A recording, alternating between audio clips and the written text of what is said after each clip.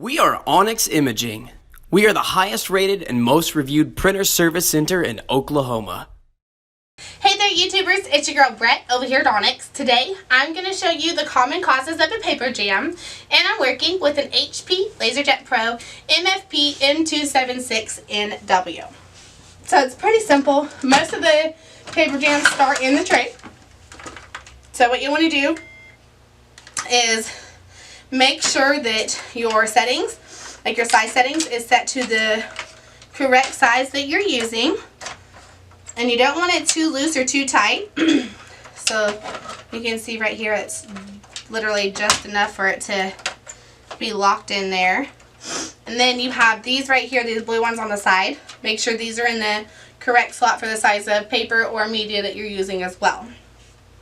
You do have these little tabs. These are called your max level indicators. You never want to fill over that. If you do, it'll be too hard for the rollers to pick up the paper and result causing a jam. So another thing that I like to do, anytime I'm adding paper, I never just want to put it in there. A lot of times when I do, it's uneven. So if it's uneven like that, the printer will try to pick up the other pages instead, and it might pull more than one. So the best thing to do is combine the papers together.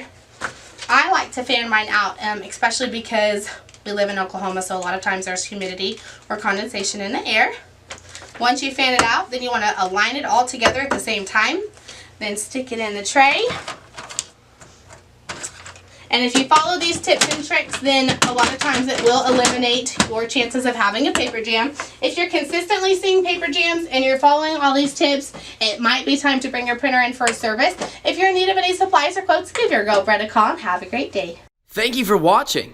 If you're interested in how you can receive free labor on all of your service calls, as well as how to qualify for free printer upgrades, contact us today.